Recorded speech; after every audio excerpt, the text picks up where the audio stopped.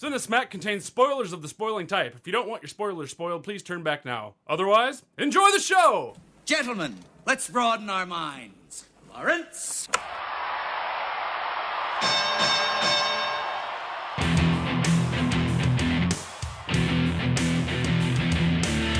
Ladies and gentlemen!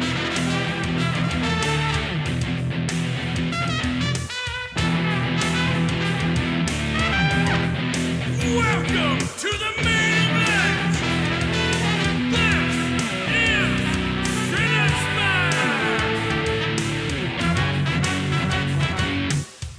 And the winner is...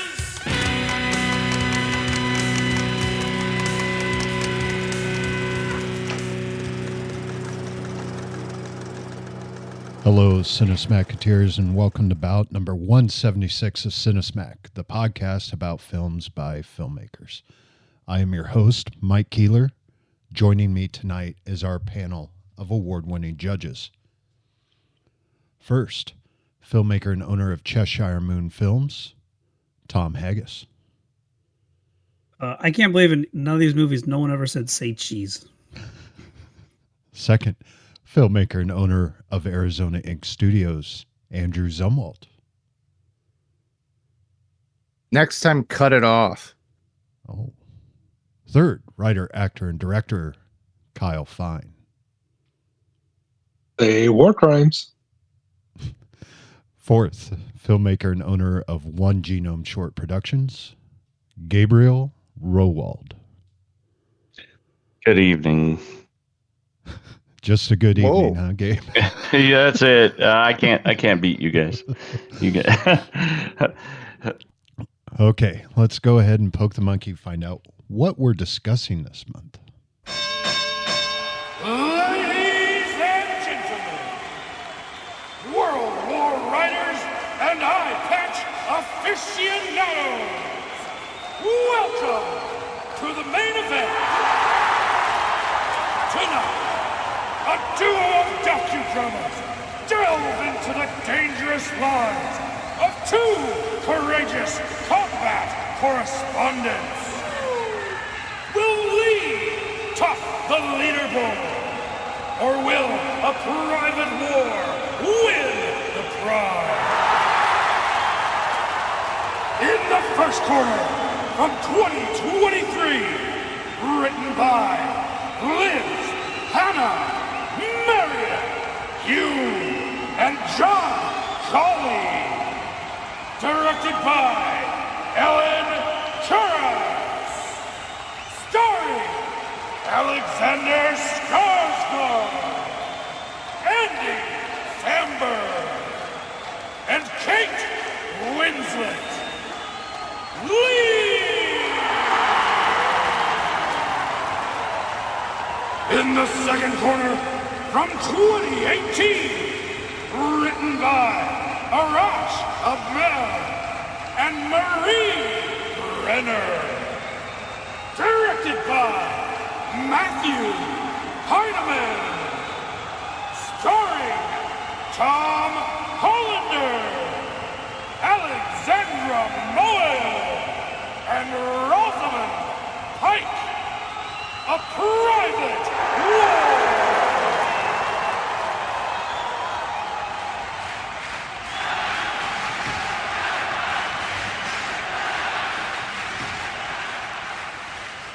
All right, well, every November we try to pick films about people finding out the worst of people. We discuss a lot of war films, more or less, and these are two extraordinary people that we watched these films about, and I can't wait to hear what you think about it. So let's get moving on to our first round, which is writing. Yeah, let's get ready for some uplifting discussion. This evening. It's going to be tough. It's going to be tough. These to are be tough. uplifting. Yes, these are tough films. I think somebody said that they couldn't believe nobody said say cheese. in these movies, but I think it was Lee. In Lee, she said something along those lines that she made those people smile. Do you guys remember what it was? Did she say fromage? Well, that's kind of funny, but no, I don't think that's what it was. She did say something at one point. Somebody said something at one point to make them smile. I don't think it was fromage.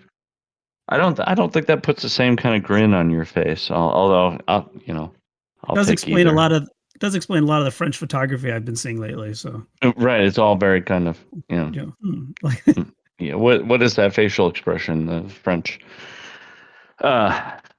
Yeah. So these are two interesting films. Andrew brought up before we started recording. He brought up like how are we going to approach writing in these, because on a certain sense they're almost like documentaries, but they're not. I mean they're films based on people's real lives, but they're definitely very much written in advance of filming and that kind of thing. So, but I think it's always interesting to look at films based on real people, and how they get approached. And I always wonder, how much of this is actually accurate. How much of this actually happened. How much of it was enhanced for dramatic purposes and that kind of thing.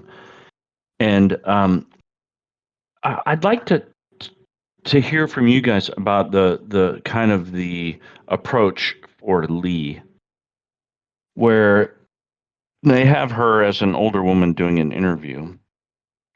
And I have to admit, I'm a little naive sometimes. I didn't pick up on it right away. And this is a spoiler, so if you don't want to know how this ends, don't stop now and then watch the movie first. But I was like surprised at how it was basically her son who was interviewing her. But then at the end you realize, well, he never really spoke to her directly about these things, apparently, according to what I saw in the movie. And I wondered about that. I wonder how you guys felt about that, because I felt a little bit let down, honestly, because go ahead. it was a little contrived, I thought. It felt like it, yeah. When you have a life with this much passion and action and other words that rhyme, I think it's just it kind of struck me as like, did you need to do this? Yeah, and maybe on some level, maybe she really did kind of hide that from him and from other people, because I feel like there was a lot of prejudice and a lot of shame involved with what she was doing at that time. But I also felt like a little bit let down at the end, because all of a sudden she just disappears, and you realize that he didn't really have this conversation with her, and how much of what we saw and heard was authentic. But it specifically said at the end that he never knew anything about it, and it wasn't until after she died that he found all of these pictures and actually unfolded all of this story about who she was. And I guess I have to imagine going through just a parent's things, or a grandparent, or someone very close to you that is, has recently died. You find all of this amazing things, these stories and these moments, I'm sure they're are played out in your head. They're played out in these moments as you look through. And with some of her writings, and we don't know all the things that he found minus the photography. He may have found some of the stories and some of the writings too that helped him depict these moments. And I kind of felt like that was what they were depicting, was he was going through, what would this conversation be like if I would have known. Yeah, Right. If he had, go ahead, Kyle. I was just going to say the question there is, who is the narrator, and is that narrator reliable for telling this story? How much of what we're Right. seeing of Lee's life is actual fact, and how much is imagined or gleaned from these pages, which you cannot piece together someone's life from writing or photographs. You can make inferences or have ideas about what it might have been. But yeah, I think that the question really strikes at the heart of who's the narrator of the film, whose truth are we witnessing? Um, and some of the stuff you can see, I think they try to tie it together a little bit at the end when they showed the real pictures over the credits. Maybe they're like, see, it's closer to what we told you than it just being completely made up, because we showed you these pictures of Kate Winslet and they look like pictures that the real Lee took.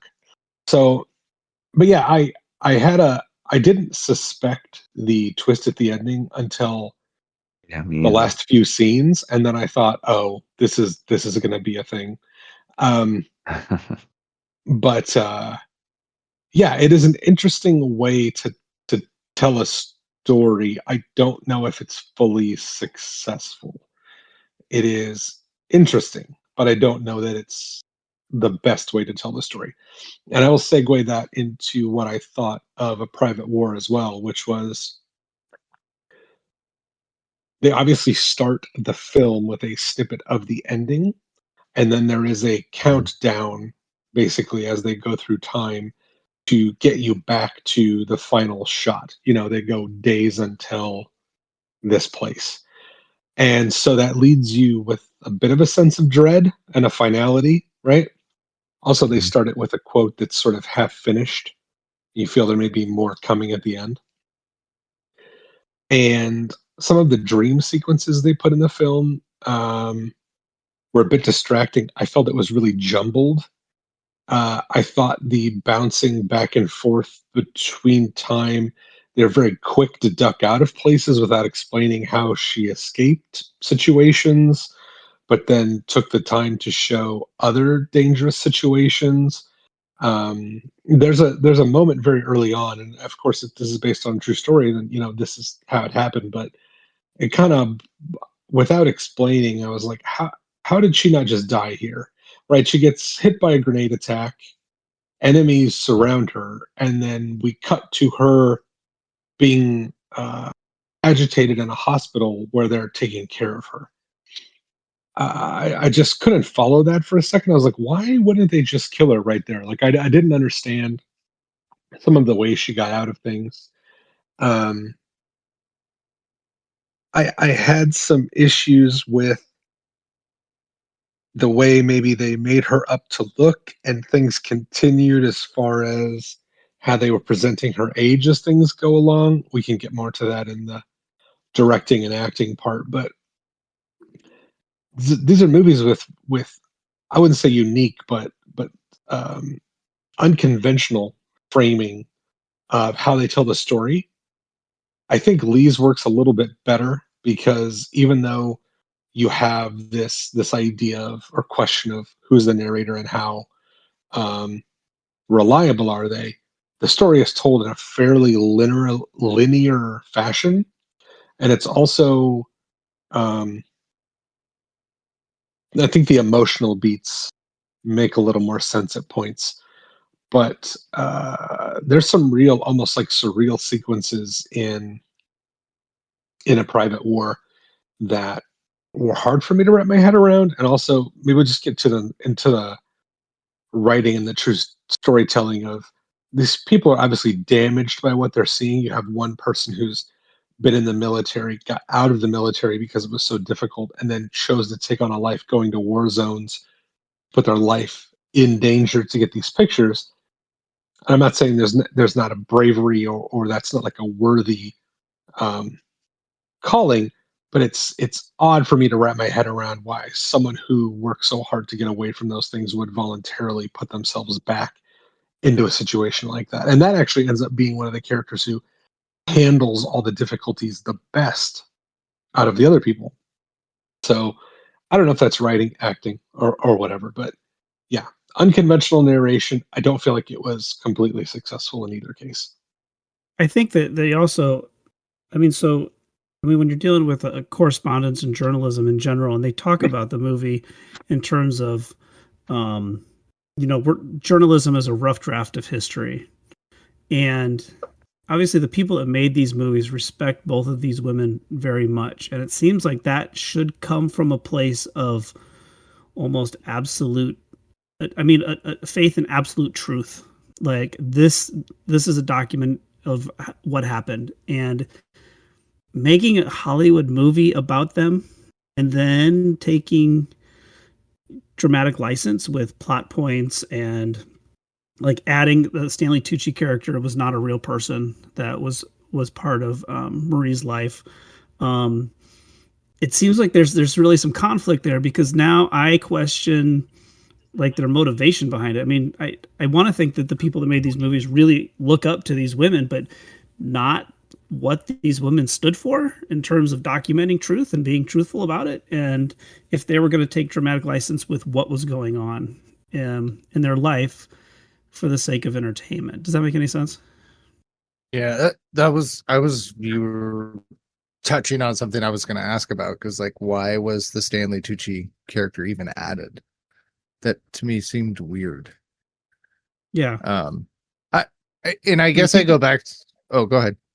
I was gonna say the people that knew her and saw the movie, that was one of their big criticisms, was adding his character, and then Joy, who was working back at the newspaper. Like, she didn't have those close people in her life. She really was alone, and because her life was such a life of solitude and constantly moving around. And you want to humanize her, but like I said, she stands for like documenting the truth, and then you take her life and twist it. It's weird. Yeah, I agree with that. And I was just going to go back to what Kyle said about, who is the narrator in Lee. And I guess I felt that it was more of, they had this story, they know what she did, and they, as Tom so eloquently put it, Hollywoodized it to be able to tell this story in a unique way. Whether you liked it or not is irrelevant in that sense, but they knew what she had done. They had stories, they had interviewed other people and conglomerated it into this story and told it in the way of, the son finding this stuff. Whether that was effective or not, obviously for you was not, but that I believe that the truth was there. It was just the way that it was presented. Does that make sense? Do these movies work better as documentaries? I think they would have been better served to just be straight documentaries. I think there are documentaries. Yeah. There are documentaries about them. Like with Smashing Machine, they took the documentary and decided to make a Hollywood movie out of it. Right. Yeah. Okay. Lee there, the Lee documentary is it's like watching Schindler's List. It's amazing to watch, and it's hard to watch all at the same time. Because it's just one of those movies you only want to watch once. Yeah. Yeah. And but it highlights, an amazing true hero in our world that did I just can't even think unthinkable things that I would never. I don't know if I could even be in some of the situations that she was in and be able to sleep at night. And it really highlights those. Is it better? Maybe. But I also enjoyed this as much. I don't know, but I did watch the documentary after I watched the movie, because I was so inspired to learn more about Lee Miller. And do you guys think that the time periods had any impact on the stories? In that, yes. How much could actually be documented and how it was documented, and those kinds of things. Like in the 40s, something from World War II versus something, in the 2000s, Like Well, how much yeah. how much more was actually documented about those moments and about those kinds of things, and what impact did that have on being able to tell these stories? How I many feel pictures like it can you was, put on a card?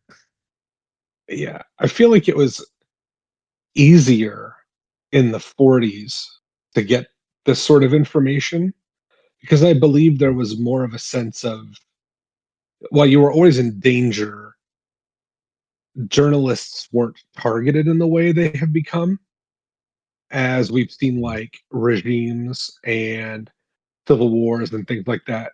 Uh, one of the first things they do is wipe out journalism and intellectuals that oppose them.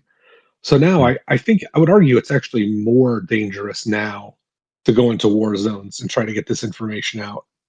But you also have a lot more tools to do so, like the internet, like other clandestine ways of communicating that you can get information. Whereas in World War II, the options were to be there, get the pictures, and then send them back. I mean, that was really the only way to accomplish what you were seeing in the movies.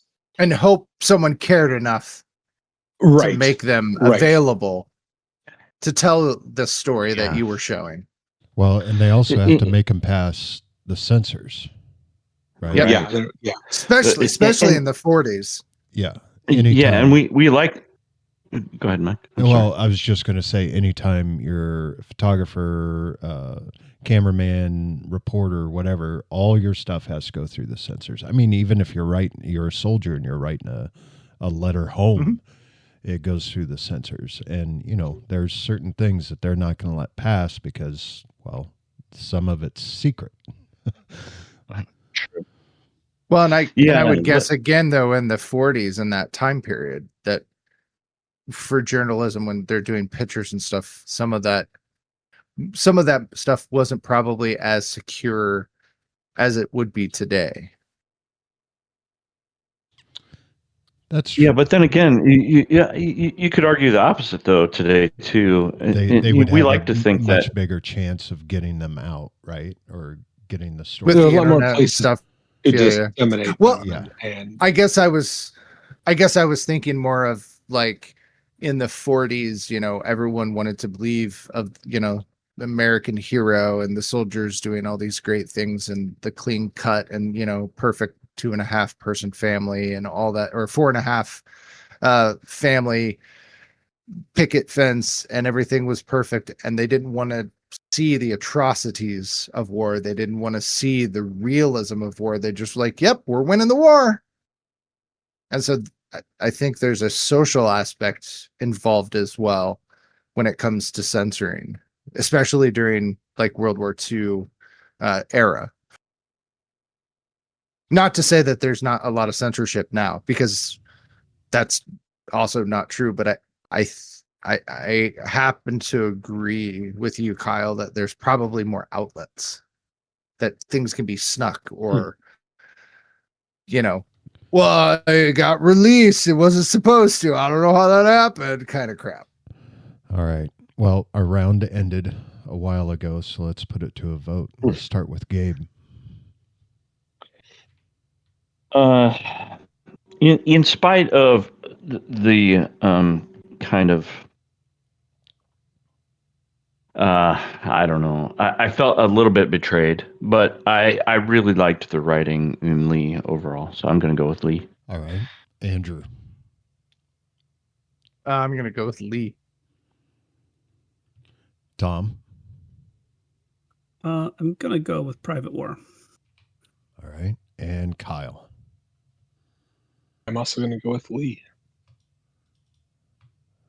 Okie dokie.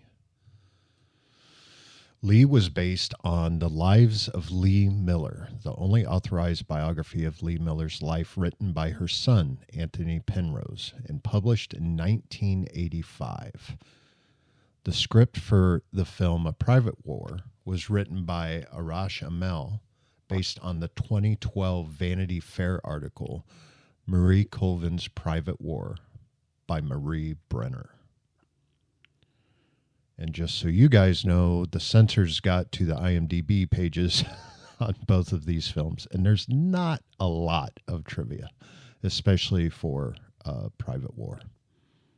So let's move on to our second round, which is acting. Yeah. So let's talk about A Private War. Rosamund Pike, who I believe won some awards for this acting, who is absolutely sensational. Tom Hollander, we mentioned Stanley Tucci, and then there's The Tooch. the Tooch, Jamie Doran, which I always call him the discount Henry Cavill, or Henry Cavill. I, you know, Rosamund Pike, she pulls in like her mannerisms, the way that she talks is so interesting until you actually get to see Marie in like at the end the show, kind of her actually talking, and you're like, wow, it's incredible how much of her she picked up, and how much of her mannerisms, and how she was able to, she wasn't able to go and talk to her and meet her and shake her hand and learn about her firsthand, to pull that from, I would assume, other videos and other things that we perhaps haven't seen, but to be able to get that sense was, in my opinion, pretty incredible. Like, it was really interesting to see that, like, even the way when she would talk, she would cock her head, and I just found that to be really fascinating, the way that she adapted to that character. Now Lee, Kate Winslet, Andy Samberg, Alex Skarsgård, just like, I think this is the first Andy Samberg movie I've watched that was serious for Andy. Like, I don't think there was anything before this that I was like, oh, Andy Samberg's in this. And I was really taken back that he was in it when I saw the movie the first time. I don't know. Hot Rod's pretty serious. Is it? Well, it deals with some very serious subjects. It does. Well, it does. Yes, that's true. Yeah.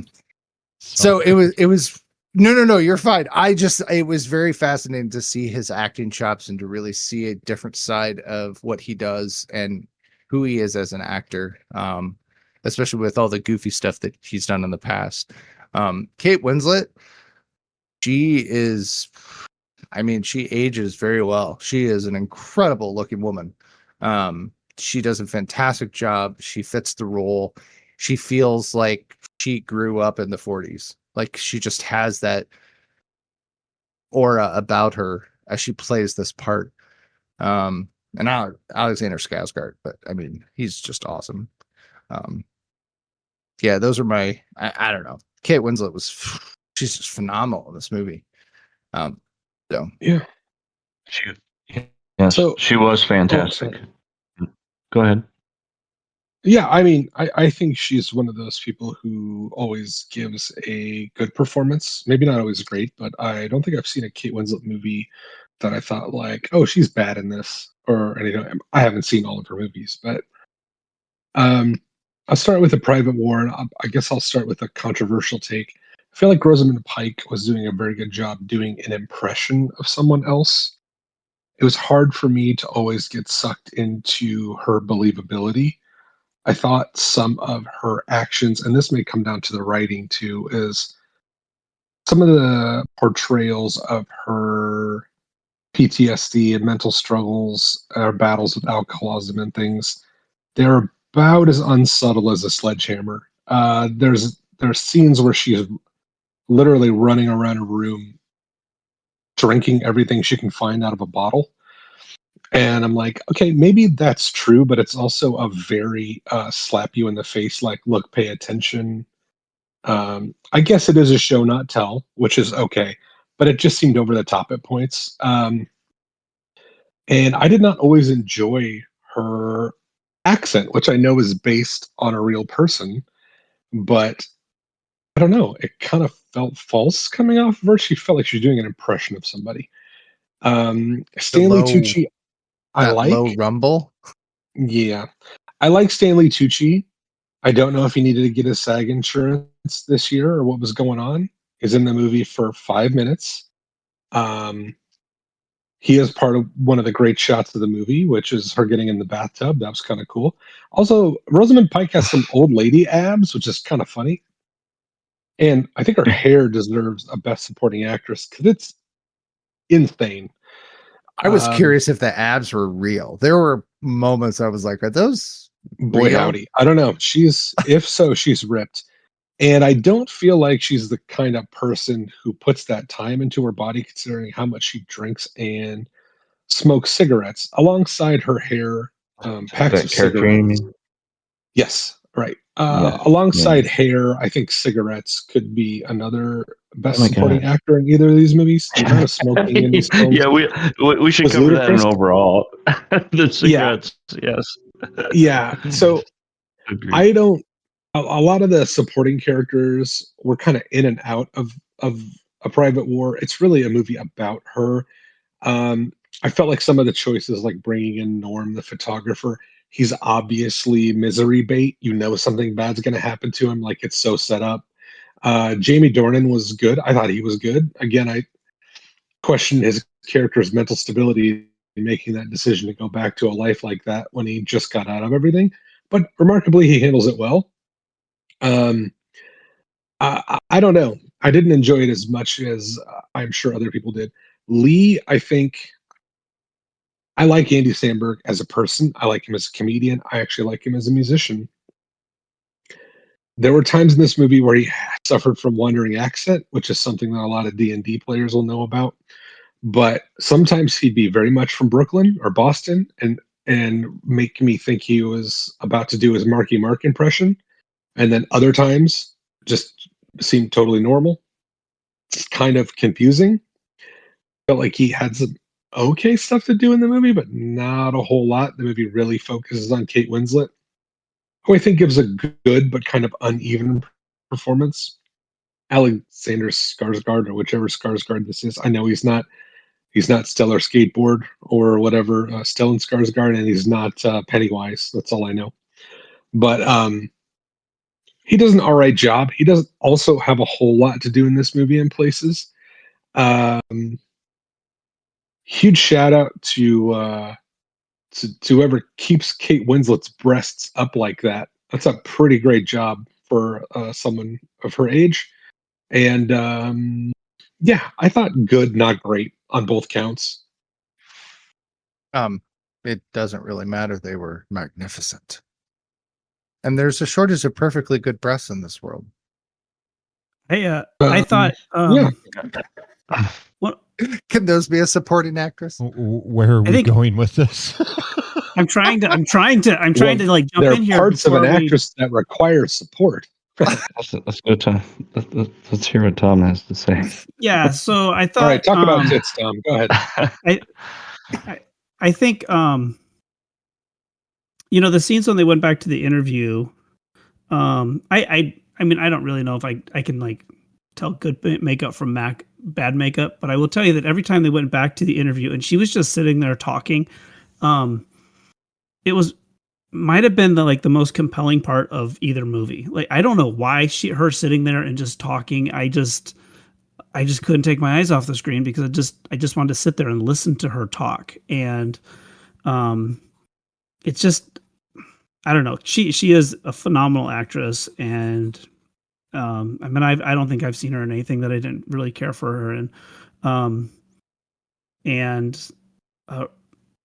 I do agree with Rosamund Pike. Some of the stuff was a little bit, I don't know how you want to say, tightly wound scenes that she had.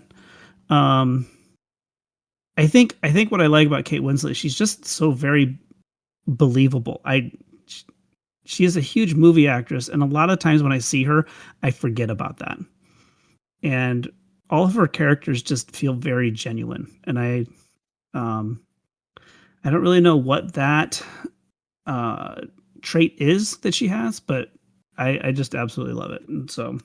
And I've loved watching her, mature and just keep moving through the roles that Hollywood, sets up for her. And I think it's phenomenal. And I liked Andy Samberg in this. I think it would have been really easy for him to say no to a project like this. And he was setting himself up for possibly some really big blowback. And I thought he handled it pretty well. The accent was a little bit all over the place, but I mean, he's putting himself out there and he's making an effort. So I have to applaud that.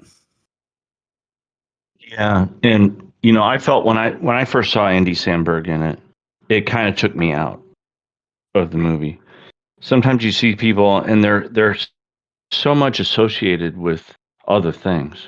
And he's so much associated with like some great comedy to me. It's like I first saw him, I'm like, I'm not in on this. I'm not getting this. But that being said, I really actually enjoyed his performance, and he was the kind of person he and I don't know if he's acting or not, but he seems like a really great guy, and he seems like the kind of person that Lee Miller would have trusted and confided in and been good friends with. And so he took me out of the movie because I knew it was Andy Samberg to a certain degree, but I also enjoyed his performance. I felt like he was he was a very genuine person. And, I kind of felt the same about Jamie Dornan in A Private War. I'm not sure I will ever watch any of the 50 Shades of Grey kind of movies. I'm not sure I'll ever care about that. But he had this genuineness to him. He seemed like a genuine, friend, a genuine person, a trustworthy person in these scenarios. And I liked that about his performance. I have a weird thing with Rosamund Pike. She at times doesn't seem entirely human to me. She seems a little bit. I think she was really great in Gone Girl because you believed that she wasn't really a normal human being. She was maybe a psychopath. And there's something about Rosamund Pike that doesn't have a human feel to me. And I don't know what that is. And I felt like that in this movie too. I think she had a great performance. She did some really great things in this movie, but there's something about her that's almost robotic that I don't like. And I got the opposite feeling about Kate Winslet. She seemed very human. And she seemed very vulnerable. She seemed very human, and she was very relatable and very likable. And I think to me that's one of the big things between these movies. And I don't know if we talk about casting in this category or not, but I think some of the casting choices were kind of interesting. Andy Samberg being one of them, Rosamund Pike being another. Are you saying she's a replicant, Gabe? She might be.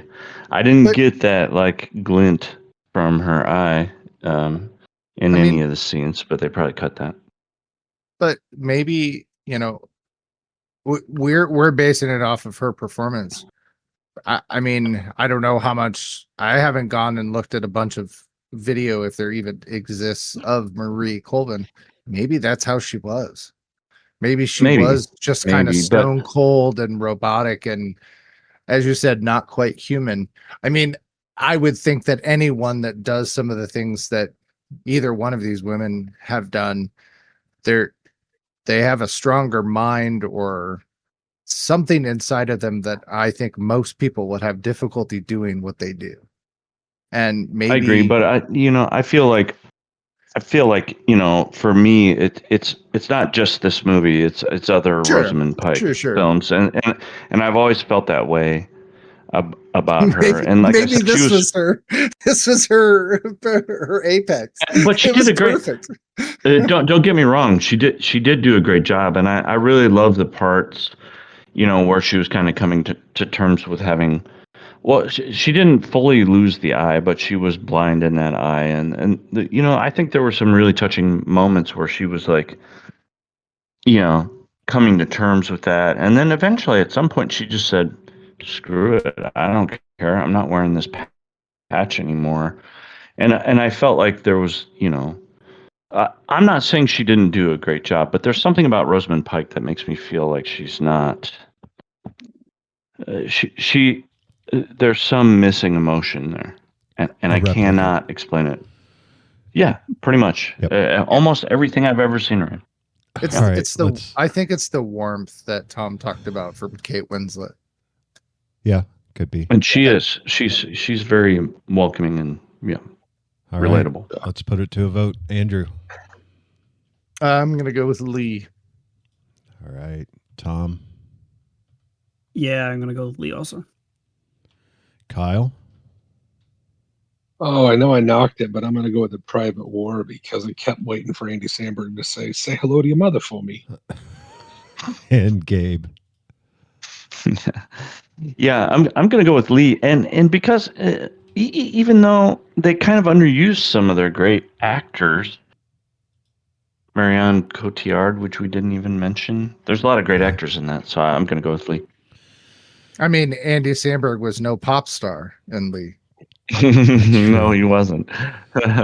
Taron Egerton was what? Go ahead. I'm sorry. Finish your thought, Gabe.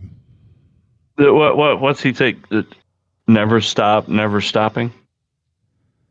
Is that what he says? Yeah, what's his? That's the one. Yeah. Yeah. Yeah. Taron Egerton was originally cast in A Private War, but ended up dropping out, and Jamie Dornan replaced him.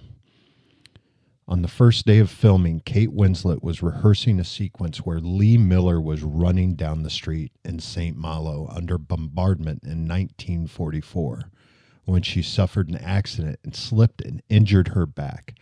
Winslet decided to keep filming and returned to the set that same week despite her injury, having 3 huge hematomas on her spine and barely being able to stand up due to the pain.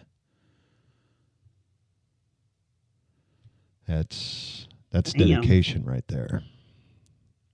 Dude, you know how much your back, like you just twist a muscle. Oh. And all it takes is for you to like cough or breathe wrong or sneeze or point your finger and your entire body just tells you to fuck off. As someone on the ass can't end imagine. of his 40s, I totally understand that.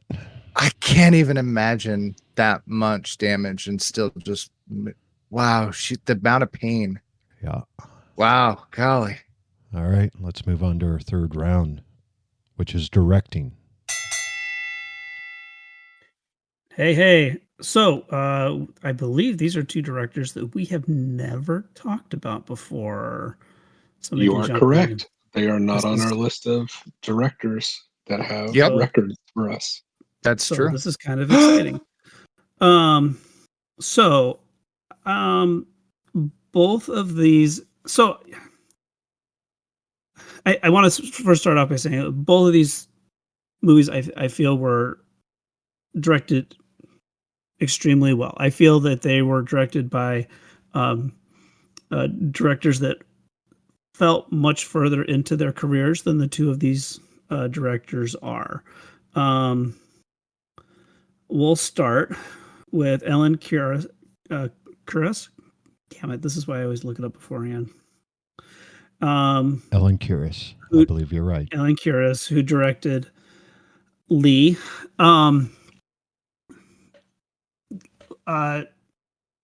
So about 2/3 of the way through Lee, it kind of, when once Paris is liberated. Liberated. What are we talking about? I said lubricated. It's when you free something by greasing the wheels. Wow. I would like to be lubricated. Let's just take that out. Yeah. When Hey-o. Paris is liberated, the tone shifts, and there's this part where the movie almost shifts into kind of a thriller, where um, Lee, they travel into Germany, and they don't know what they're looking for. We know what they're looking for, but it almost turns into this a little bit of a thriller, and there's high tension, and you know what they're going to find, and you almost hope that they don't, because it isn't going to change history. We know that eventually it's found and the truth comes out, but you almost don't want it for them, but you know that this is what they're looking for, and you're dreading that moment. And while both of these deal with war, it really seems like the front line stuff, the real bombardment and explosions, and the close combat stuff, it really seems more. There's a lot more of that in A Private War than there is in Lee, which I feel like Lee kind of has a more difficult load, because the drama needs to be, I would say, manufactured, but it's there's they're just kind of like fighting the causes, or the powers that be, to get the truth out, and both of them are up against deniers and public sentiment about wanting to just move on from these atrocities. And what I think Lee does really, really well is, without the use of those, explosions and special effects and everything else, it really kind of pulls you along. And I think a lot of that has to do with Kuris's direction, and the way the movie starts as a romantic movie, and then it moves into a war movie, then it moves into a thriller, and then it ends with this, kind of family denouement. And I'm not a huge fan of the ending, which is why I didn't vote for it in the first category. But beyond that, I think it's done really well. Now, that's not to say that the Private War, it's difficult, because there's so much bad things going on in the world, and there's movies about every single conflict, and it's I don't know, it's almost, there's just like rubble and explosions, and all of these people's stories need to be told, and how do you take these stories and make them unique and make people care in a very, very cynical world? And it's not surprising to me that either of these films kind of failed to find an audience with the general public, and it makes me very sad. Matt Heineman has directed multiple war movies, and I think he was an excellent choice for Private War, because the movie is so combat heavy. I don't even really know which way I want to vote on this, but I think both of them are done really well. And anyway, I talked too much. What do you guys think? Yeah, I think both of these were very well directed, honestly. I really enjoyed the cinematography in Lee, and I really enjoyed how maybe Mike, maybe you have some trivia on this, and maybe I'm kind of off base, but I really like how they kind of recreated the time period in Lee. It felt authentic, and I felt like even the cinematography kind of represented that a certain period of time. It had a very kind of old school film kind of feel to it, and I just thought some of the cinematography was just beautiful. And you get these really great close-ups, and it just, I thought it was really beautiful, and I felt like A Private War was also very confidently directed. I didn't quite get the same kind of connection to the characters in A Private War, but I did I did realize, how different these conflicts are nowadays. It's the same old, but it's also kind of it's also very different than it used to be. And how connected we are, and how,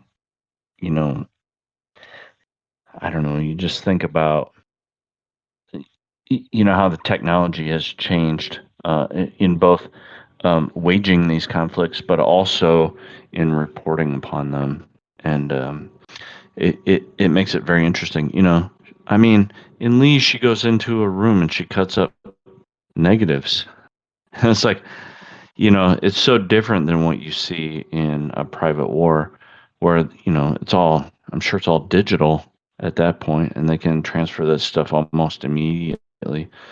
And there's copies of it, and it's preserved.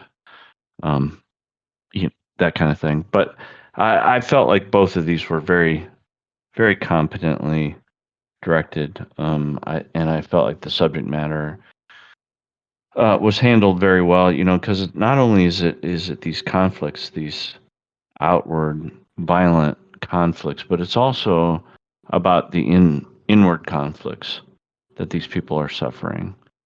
When it comes to things like smoking and drinking, but also, women's, women's role in the world and what they have to deal with, and just being able to do these jobs that they want to do. And I think both of them handled it very, very well. I find it interesting that the director of A Private War did a lot of documentaries. And so, and I would say that some of, especially we talked about some of those high impact scenes where there's explosions and gunfire and things going off, felt very much, rough and tough down in the field, documentary style, run and gun kind of feeling to them. Kind of shows through, I think, a little bit with that. Now, I don't think, if I remember rightly, let me check. This wasn't his first, story told versus documentary, but it definitely shows through his style of a documentary that I would say kind of has a feel to it in that sense. With Ellen Kuras in Lee, she was the cinematographer for Eternal Sunshine of the Spotless Mind, which is fabulous. And so I would assume that as director of Lee, it's one of those things, it's hard to not bleed into your other skills and talents. And so I'm guessing some of that definitely helped in her decision making and her way of being able to tell that story. You were saying, it felt very realistic and real genuine with the sets and the shots. And I think part of that is just that cinematography essence inside of her helps her tell that story, to make sure that, you're getting into that feel, that moment, instead of just telling the story or showing the story. You actually feel like you're a part of the story. So I found that to be really fascinating.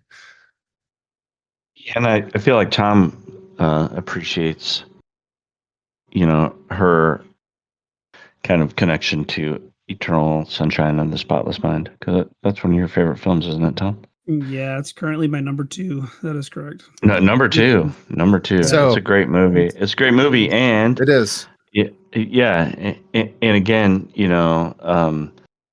there's great performances in that movie, even from somebody. It almost kind of, I know this is the wrong category, but it almost relates to this. Or Andy Samberg comes in and does a great dramatic performance in this, and Jim Carrey in Eternal Sunshine comes in, and I think one of the hallmarks of great comedians is that they are actually, in many cases, great dramatic actors, and Jim Carrey in that is a great actor. And so he was used to directing Kate Winslet too. Yeah, Yes. and Yep. it Yep. I mean, obviously, of all the cinematographers that she worked with, and Kate Winslet was, she was a producer on this too, I think, but Yep. that she would have a say in the cinematographer, and for her to think back of all of the amazing movies that she shot with people like James Cameron and Sam Mendes to go back to Eternal Sunshine, I think is really a validation for um, the work there. Oh, yeah. Yeah. For And sure. Kate Winslet was also a producer as well. Yeah, sorry, I've been talking. I've been looking up some stats, thinking about these movies. So, yeah, both war movies can be hard to watch at times, and I think they're supposed to be, to capture the inhumanity of war and the damage it does to people who are not part of the armed conflict. I mean, I think the best example of that is at the end of A Private War, where you learn about all of the refugees trapped behind enemy lines. And I think these movies do a great job of exposing that secret piece of war that a lot of us don't like to think about or see. And the directors are interested in honing in and capturing these moments and exposing these to the broadest audience. I think that is not only the focus of the movie are these women and the extraordinary things they do, but also their desire and diligence in exposing things that otherwise would go hidden in the world, these atrocities and the cost of war. I think both movies look great. They are shot very well. The combat and armed, conflict they find themselves in, they feel immediate and present and dangerous. Some of it gets a little muddled when there's too much running and explosion things going on. It can be a little bit hard to track some things, but I think they did a great job at that. The quiet moments they also did very well. I agree with Tom, the sitting and listening, just to Kate Winslet talk about her life. I think she's the kind of actress that you could just do that for, an indeterminate amount of time. And they focused on that. I think one of the things that Private War did not do as well was, I know they're working with non-traditional or probably non-professional actors, but I think there were some performances that took away a little bit of focus because I noticed a couple of times people spiking the camera, like looking right down the lens. And some of that's forgivable, but it can take you out of the story rather than saying like, hey, let's do another take or things like that. But it was very raw and immediate, with the crying women and the crying children and all the explosions. I think they got across in both movies exactly what they were trying to get across. The danger, the atrocities, the extraordinary lives these people lived. And there was a lot of interpersonal relationships between people, and sometimes that can really bog me down or slow stories down when there is a real momentum in the storytelling, based around something very urgent or serious to tell. But I think they handled that pretty well.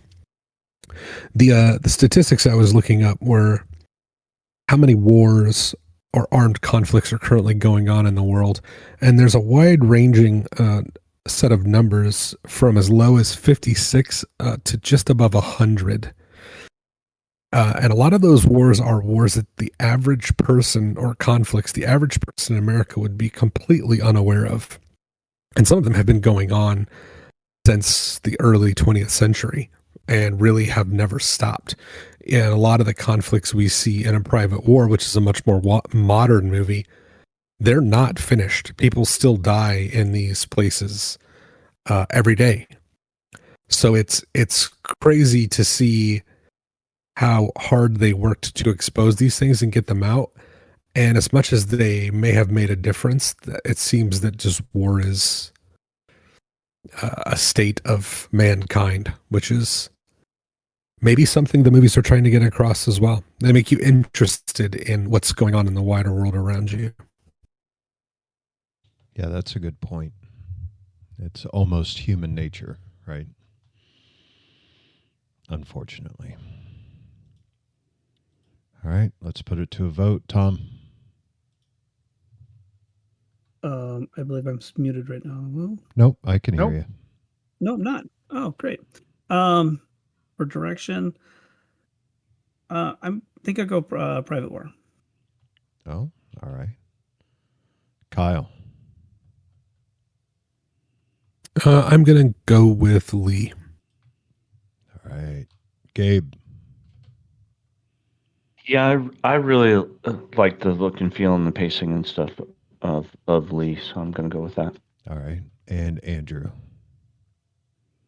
We'll go with Lee. Okay. Kate Winslet previously worked with Ellen Kuras on Eternal Sunshine of the Spotless Mind, which we discussed, and A Little Chaos, on which Kuras served as the cinematographer. Winslet and Kuras had talked about collaborating further, and the opportunity finally came about with this film. Kuras was at a bookstore in New York when she spotted a book about Lee Miller and noticed an uncanny resemblance between Miller and Winslet. She then sent Winslet a copy of the book and kept another copy for herself. Years later, Winslet bought an antique table that was owned by Miller. She then rediscovered the book on her shelf and talked with Kuras about it again. Winslet then started developing a movie project about Miller and asked Kuras if she would like to direct it. In a piece for Harper's Bazaar dated December 4th, 2018, war correspondent Janine De Giovanni, who knew Mary Colvin, writes critically of the film. There were no good guys at the Sunday Times where Colvin worked who cared for her well-being. There were instead editors who wanted scoops at the expense of the safety of their reporters. Colvin had many friends in London, but none of them were similar to the Bridget Jones-style girlfriend character portrayed by Nikki Mucabird. In the film, her last boyfriend was not a caring and loving Stanley Tucci, but rather a man who gave her immense heartache and distress. There were no heads on sticks in Bosnia, as the characters meant to be Colvin's first husband, Patrick Bishop, says in one of the opening scenes. Heads were on sticks in Chechnya. Colvin's second husband, Juan Carlos Gumecio, is erased from the script altogether, though he played an important role in her life. Although positive about Rosamund Pike's performance, she recommends that her readers watch the documentary Bearing Witness instead. So that goes back to what Tom had said earlier about how they sort of lied. I don't know if lying is, they just omitted certain things and changed certain things and did not make them seem the way they actually were, just to make the film a little better. It Feels makes weird. it makes me even question most of the film now. It not even, I mean, even if Rosamund Pike was like, yeah, don't watch this, watch the real documentary, it makes me think that it doesn't have really any clout at all. Well, that wasn't Rosamund Pike saying that. That was, I believe, that editor that was saying that. Oh, the editor. Or the person that knew her. Yeah. But still, that seems odd. Yeah. Yeah, it does. It makes it seem like the film wasn't.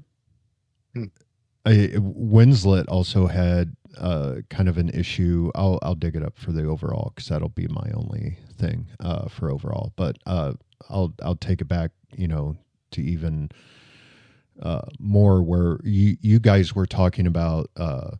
Someone had brought up women in combat or women in the world during those time, during that time and during our time, even now.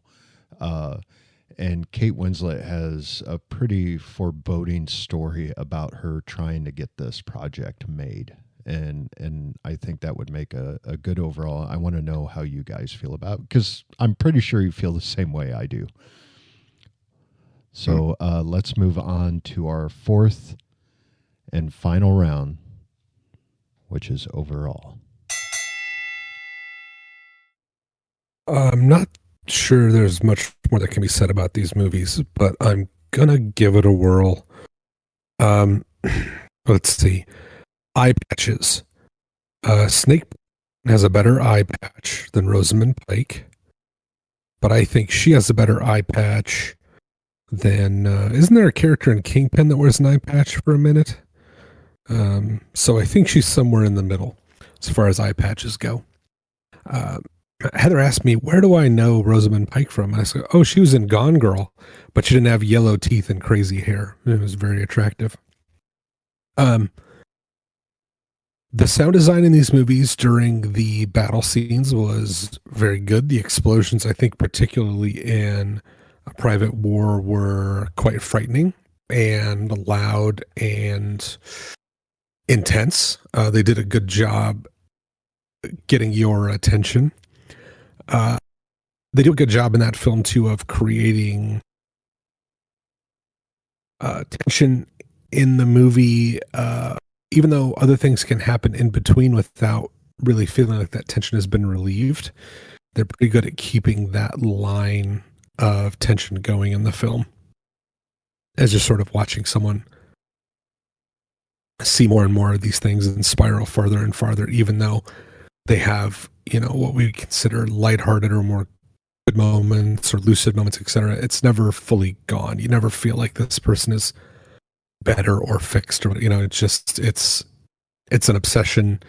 It's a thing they can't imagine not doing, and so you feel like eventually it's going to be destructive. I think the beginning of the movie sets that up as well. You kind of see the bombed out rubble and the name of Homs in I think it's Syria. I can't remember. And that's where you're headed back to, because the interstitial is showing you the countdown to that. So there is this foreboding sense of dread going on that permeates the whole film.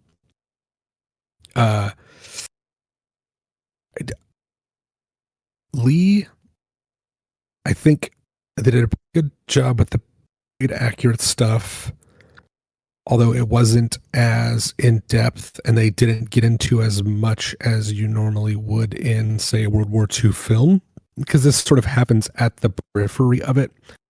It's not a huge war film. It's a movie about war, but it's not All Quiet on the Western Front or a Saving Private Ryan, where the combat is the main focus of the movie. I always find movies where characters constantly smoke in these day and ages a little distracting, even though it's set back in a different time. You have to remember that. But what gets me as a former smoker is I think it's a thing I have a problem with in every movie. We'll show up in a room, a drink, have one sip, and then storm out of the room or leave because they're busy. The amount of times people light cigarettes and then immediately have to put them out, I don't know. That just bothered me. I know that's a weird continuity thing, but I didn't notice the scores too much in these films. I thought the cinematography was really good. The tone of the films was fairly consistent, the exception of A Private War, where you have these sort of surreal dream states. And I think that movie also has a lot more hard edits or jumps from time and space, where you're in one place and then the next scene you're just in another place. You're kind of scrambling to catch up. Maybe that's intentional, but it was a little hard to follow at times. Both movies did the same thing. They're focusing on a real person with a real body of work. They tell a little bit of the story at the beginning through on-screen text. They tell a little more at the end, and then over the credits, they show the real work or pictures of the real subject of the film. I don't quite know how I feel about that. I think it's a pretty common thing to do when your subject is a real person with a body of work, but it does kind of blur the line between your movie and the real world, which then makes me think, why didn't you just make a documentary about all this? Overall, I thought these movies were both okay. They were better than average. Neither of them really wowed me. I had problems with both of them in like pretty much all of the categories we discussed to different degrees. But I certainly think they tell the story of important people and important work that those people are doing. I'm just not sure how successful they were at conveying that all the time, and how much that would have reached and shown this to the greater world in a way that's impactful and powerful and lasting.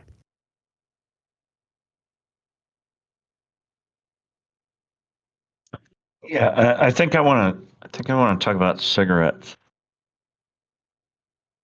I don't think I've Go seen a on. movie where people. I don't think I've seen movies where people smoke so much.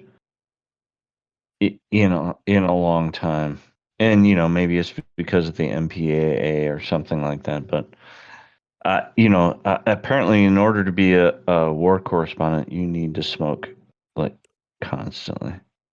There Well, were I a feel like it lot of is. cigarettes in these. Think about a movie like Die Hard. Think about any hard-boiled movie. There are a Yeah. couple things you show.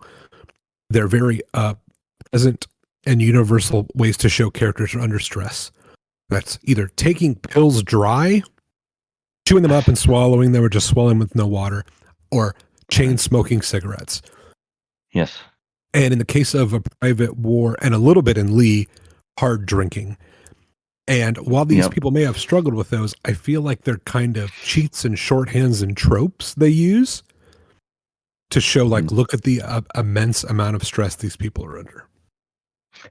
Yeah, and I think maybe, for Lee, in World War II, I think they even issued soldiers cigarettes. And I think it was a lot more common That is correct. Yep. to 100%. have people smoking at that time. And you look at some of the movies that came out of that time period. A lot of the noir movies, they're all smoking in that, and it was considered, I think, maybe, even glamorous at the time. It was good for you. Right. No, even no, at the the doctors time- did it and recommended it. Yeah, they recommended it. Like, it was a thing. And so, but it's unusual, I think, for us, in our modern moviegoer age to see, and I wonder about that, because I know there are like rules in film, right, where they're trying to limit the depictions of people smoking and that kind of stuff. And like these are two relatively modern movies that show a lot of smoking and drinking and that kind of thing. And so I found that kind of actually, in a way, shocking. Found it interesting. I think What were they rated? part of it is that smoking now gets you a rated R for your movie. Yep. So I think if Yeah. you're gonna if you're gonna get the rated R anyway, then they can go ahead and lean into it, and it's not that big a deal. So Yeah, sure. Yeah, and it's gonna stand out. Go ahead. Go ahead. Well, I was gonna say it's gonna stand out, like swearing or nudity anymore. That it's just Right. if it doesn't work in the movie, it's going to look gratuitous. So you have to do it well. Well, you just came up with a segue for me there, Tom. You said nudity, and You're both welcome. of these. Yeah, thank you. I thought some of the nudity in these movies was kind of interesting. I didn't think it was gratuitous in either of them, but I want to know what it was about French culture at the time for people to be having like a lunch party and the women to be sitting around topless the whole time. Can anybody explain that? You want to get back to that? Get back to that? Yes. Yeah. I encourage it completely, but I'm to not a simpler sure how. time. It was Right. it was purely seen, especially in you know, a lot of that artistic and bohemian kind of culture with France, especially, but other European, that women being topless was the same as a guy being topless, you know, no shirt. Like what's the difference? You know, topless beaches were like a normal thing that it's, and they still are. Like it's a different mentality, and allowing women to just take their shirts off just like a guy could take his shirt off. So I did notice none of those guys had their shirts off. Thank God. I know. I'm just saying that. But I mean, it was only the women. That was it was just accepted. Yeah, and I guess I just don't, you know, I'm being a little bit facetious, but I also don't understand what the culture was at the time. And I mean, thought it was even interesting. A picture at the end of them topless. Yeah, I know. Like an actual photograph of them sitting around the table, like. And the one guy had his shirt unbuttoned, and I mean, it was just a thing. Yeah, no, I found that kind of. I didn't understand it. I found it kind of interesting. But the other thing I found interesting is that when Skarsgård shows up, she decides to cover herself. And I was wondering what that was about. What do you guys think that was about? You know, she suddenly had this modesty. She mentions that she doesn't know him. Yeah. So I think she's more comfortable being that way around people she knows. And then she's very guarded and cagey when she meets someone for the first time. She's even, I would call her more than prickly. I'm not sure how anyone ever became friends with her. Right. You really have to be persistent. And remember too, she's American, so I'm sure she's there, and you know, those American puritanical sensitivities come back. You know, when she's around her comfortable French friends, it's there, but you know, she was the only one that covered up because as I say, the French lady didn't. Yeah. And then they didn't seem to care. Cotillard enough to get him out. I always feel weird in movies where there is a conclave of libertine artists hanging around in a nice place, because I'm like, either you inherited a bunch of money, like it's generational wealth, because I don't think any of you are famous painters. Like, what is this life you live? You just hang out in backyards, your tits out, and eat wine and cheese and drink and watch movies at night? Now, maybe that'd be nice if you didn't have bills and stuff.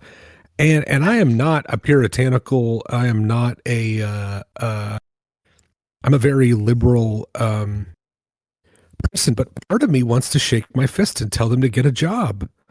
Okay, like, Kyle, I know what this is about. I know. Do you want to come over on Saturday? Are you showing? How did you find out I was having a get together anyway? Well, I know this time of year you have your Caligula party, and I've never been invited. Bourgeois Caligula party. Thank you very much. I've gone through people's mail, so I know that it's happening. And Gabe gave it up tonight earlier. Sorry, Tom. I did. Yeah. Folks at home, we're learning about this for the first time, so enjoy this interaction. Yeah.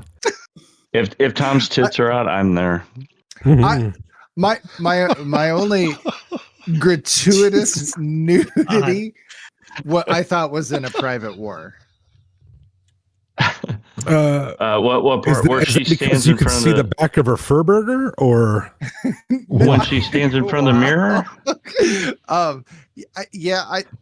I didn't see how any of that actually did anything for the story at all. I think she's looking at her body, but also it's like, I don't know. She's trying to take in. She took the patch off her scars and stuff. Yeah. If she had a bunch of scars and stuff, I thought that would have been a little more interesting. But yeah, it was like, look, I have a 6-pack. That's kind of what it looked like. I wasn't complaining too much, but yeah, it was weird. You don't see a lot of rear fur burger shots anymore. I don't see a lot of hair like that on movies anymore. Well, and then she started trying to podcast to friends, by the way. So then she started used to. That whole scene just like it didn't feel like, you could have done this like moment where they're, about to get intimate, and I don't know, it just felt very over the top for no reason. Like, it was weird to me. I don't know. Yeah, I don't know. One of the other things I wanted to mention too is that, and I don't know what happened in real life, but I was really thankful that neither of these women were intimate with their close male friends, and they kind of hint at it. Andy Samberg's character, Skarsgård shows up, look what the cat dragged in, and he can hear them, in the other room or whatever. And he seems kind of upset and disappointed. But I think one of the things I really liked was that they were not sexually intimate with their close male friends. And I don't know. I think that for me, that would have disappointed. It would have been a little bit disappointing. I don't know why, but I don't know. What do you guys think? You make it sound like jealousy. Yeah, I mean, would have been, and I'm sure there was some animosity, yes. Just in general, just due to the fact that, they had worked together, they were so close in that sense. But I mean, yeah, you make it sound like, well, they chose not to write that in, and I'm like, well, I don't know. I don't know what really happened. But I feel like there was a different really type bad. of intimacy there. They probably had to do that. They probably smelled really bad. Yeah. Probably. Well, there is a part in Lee where they say they didn't bathe for a month. Yeah. They drove hundreds of miles and they didn't bathe for a month. Yeah, that probably not pleasant. They were in a war-torn country. Right. Yeah, but there was a part of me that I was kind of relieved that they didn't cross that line. Yeah, it'd be a tempting thing to throw in a love triangle or a will they, won't they with someone, right? As a way to heighten tension. And sure, all of them kept it platonic. Yeah, they both had, things with other people. They had their moments, yeah. but for those there were certain people in their lives that they didn't cross that line, and I thought, I don't know. Maybe I'm weird. I found that refreshing that they didn't do that. I'm glad it didn't turn into Tom's Caligula party. Yeah. Okay, so now you're not invited. Oh, I never was invited. I never was invited, Tom, but I'm still. I did invite you. I invited you. You used Lee's opening scene party to trash mine, and that's fine. It's a little bit like you remember Twisters. At the end of Twisters. Yeah. Oh, yeah. Things got filed. I don't know how I felt about that. I don't know. I had the same feeling about that. I kind of wanted them to hook up because that seemed like if Kyle's not coming, who's gonna look at me? Who cares? Let's vote. I care. Wow. Oh, is it over? I want to know who's gonna look at me. Kyle. Oh, I'm first. Yep. Control your podcast, Michael. Yeah, Jesus, get a handle on this. God. I don't know. Now I'm just thinking about Tom's party next weekend. And this makes this a very hard decision. You know what? Chuck went up to the Fur Burger. Give me a 5-4. Wow, Gabe. Mike just likes when I use the word Fur Burger. I do. It's such a ridiculous word. A little bit of hair pie. Ridiculous. Oh, Gabe. God. Oh my God. Do I have to vote? Okay, I'm gonna go with Lee. I think. All right, you don't sound too sure about that, but we're gonna put. I it do. down. I liked them both. And Lee was very good too. So I'm gonna go with Lee. Andrew. Okay, Lee. Thank you, Tom. I'll go Lee also. All right. Kate Winslet said she was patronized by male executives when she was trying to get funding for this film. Winslet told Vogue in September 23, the men who think you want and need their help are unbelievably outraging. I've even had a director say to me, listen, you do my film and I'll get your little Lee funded. Little, or we'd have potential male investors saying things like, tell me, why am I supposed to like this woman? She said. Jesus Christ. Yeah, fucking awful. WTF. Absolutely awful. Wow. Number one, that's Kate fucking Winslet, and number two, shut the fuck up and give her money. That's what you do. You're a fucking executive. Find the money. All right. Oh, and especially the topic. Yeah. Like, come on, guys. Like, what? Oh my God. Some people's kids. You motherfuckers need Jesus. All right, let's go to recommendations for this month. And Gabe, you are starting us off. Wow. Yeah. So, at the beginning of this episode, I said, we're going to get in some lighthearted topics tonight about war correspondents. The problem is that I don't know a lot of other movies like this. So I'm going to recommend something that is very much unlike this. And I saw John Candy, I Like Me, the documentary about John Candy that was at least partially produced by Kyle's favorite person, Ryan Reynolds. And it was very nice, and I enjoyed it very much, and I think it was a tribute to a very, very nice human being. And so, if you like John Candy at all, I would recommend seeing I Like Me. Yeah, that scene where he goes to Fallujah and takes his shirt off, it like really that's yep. Really sold it for me. Yeah. Kyle liked his fur burger, and then others. I can't believe Candy went full fur burger. But wouldn't that be a fur dog? That ruins everything. Thank you. Wouldn't it be a fur dog at that point? I would assume with nice balls that big from behind, it probably looks the same. Oh God! All right, Gross. Gabe. Thank you. Yeah, thank you, Gabe. You're welcome. You took away one of my recommendations that I had pulled up, so I'm glad I have multiple. Oh, yeah. I mean, geez. I mean, it's hard to know. With movies like these, it's hard to. It's like what else like this guy? Well, I'm guessing I Like Me will be on the roster at some point on the show. It's so good. It's a good show. Well done. Yeah, it's very nice. All right. Yes, very nice. Let's move on, Andrew.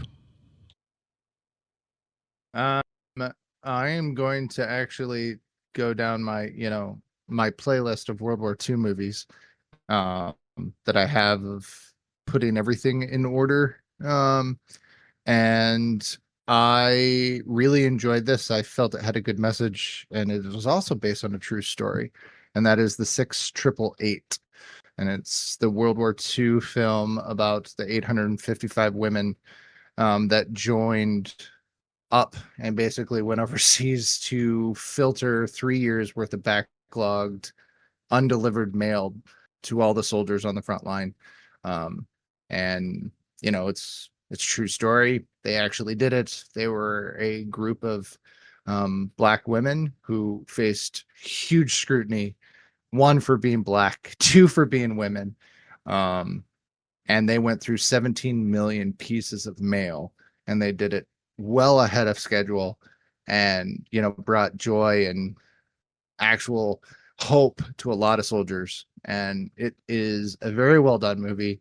Very powerful, and highly recommended. So the 6888. All right, that's amazing. I need to watch that. Yeah. Tom. It's so good. Very nice.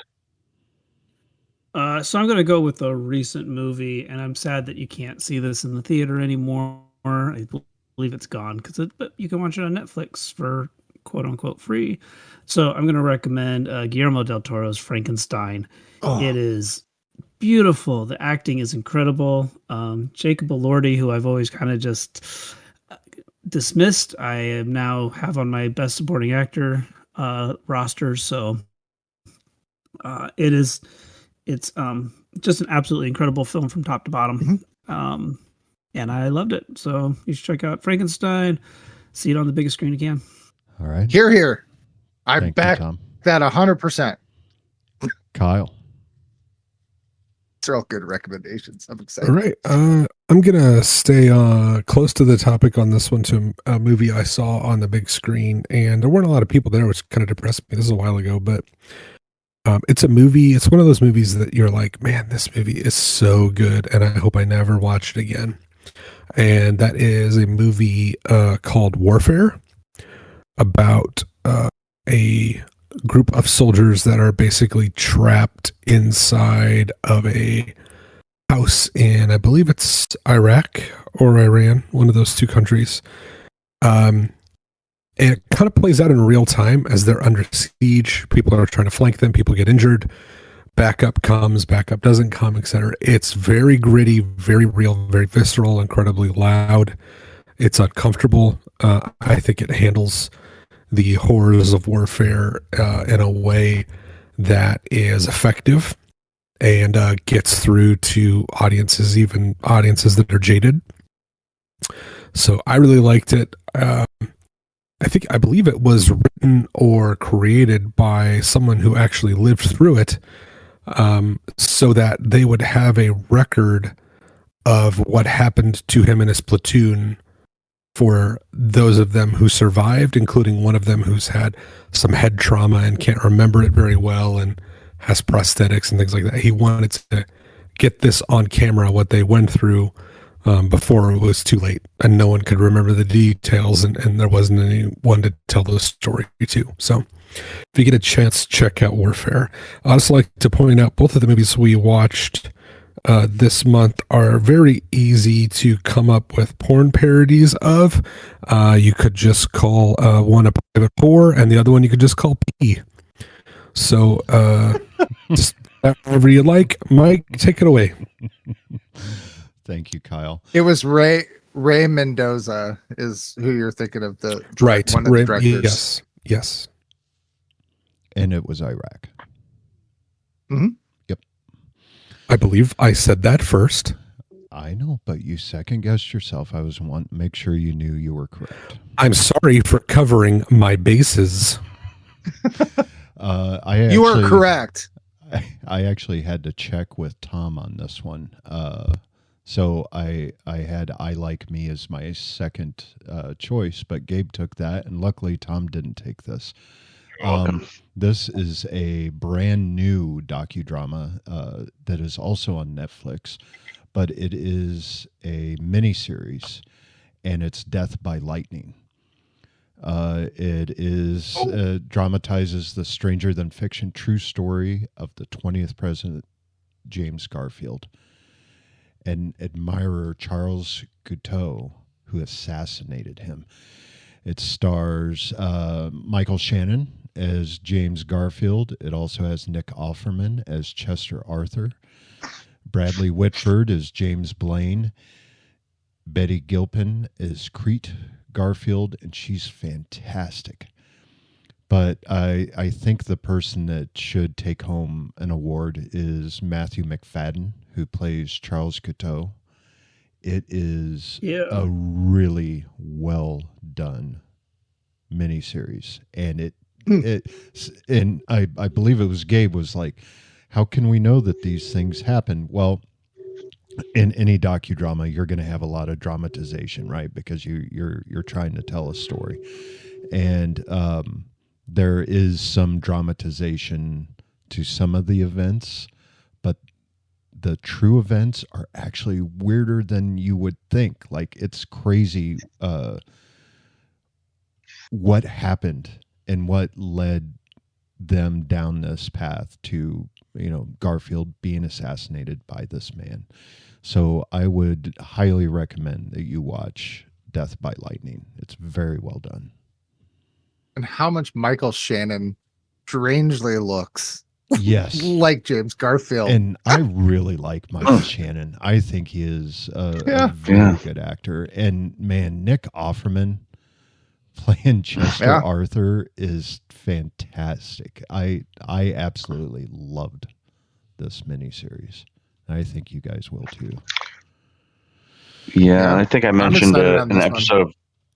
Yeah, I think I mentioned an episode of Last of Us that had Nick Offerman. Yes. In it, fantastic. Yep, he's just fantastic, and I like Michael Shannon too. Me too. I think he's really good. Yeah, I went out for I auditioned for the bathtub that Taft got stuck in, but I didn't get a call back. Wasn't that movie just called Tub?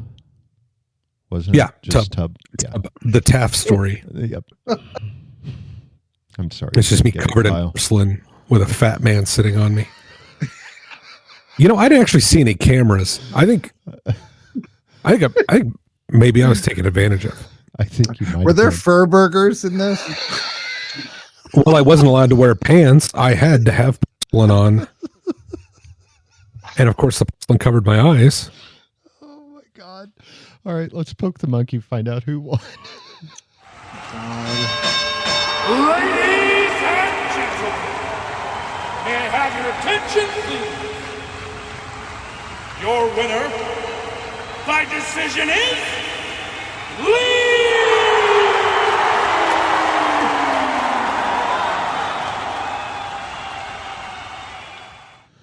Well, I hate to say it, but it wasn't even close. 12-4.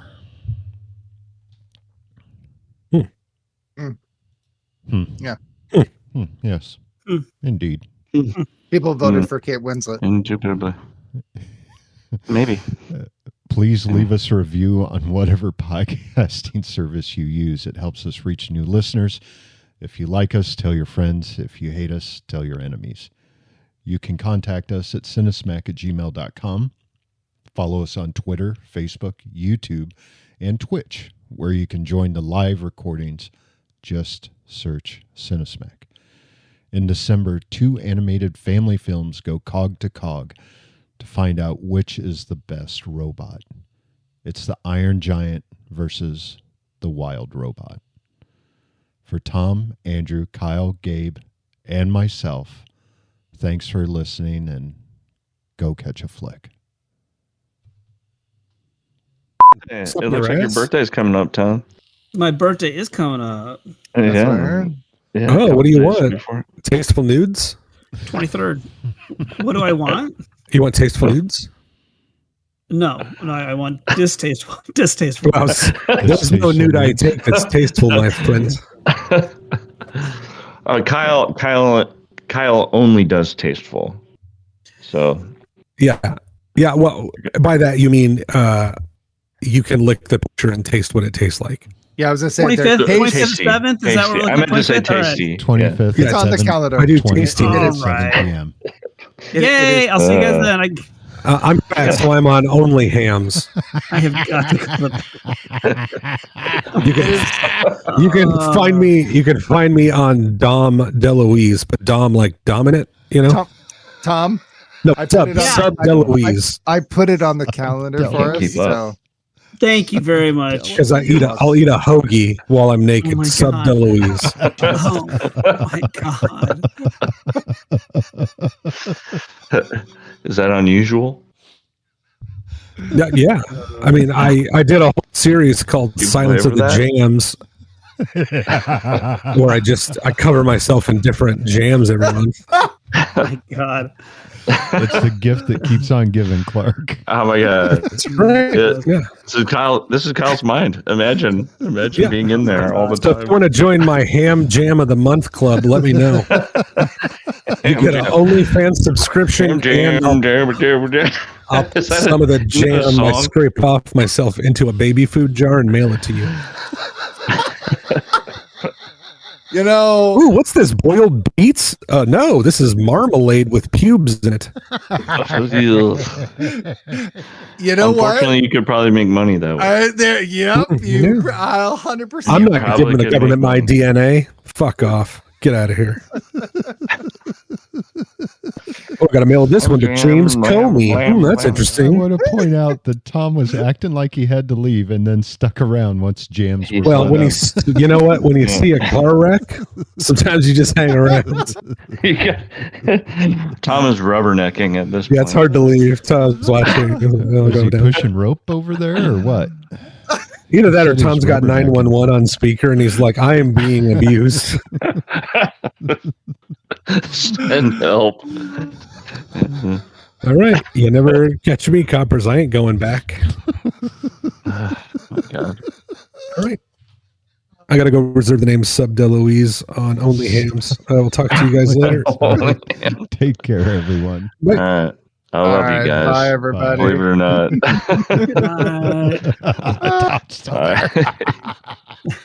I had to pee. I was trying to cut you off. I had to go to the bathroom so fucking bad.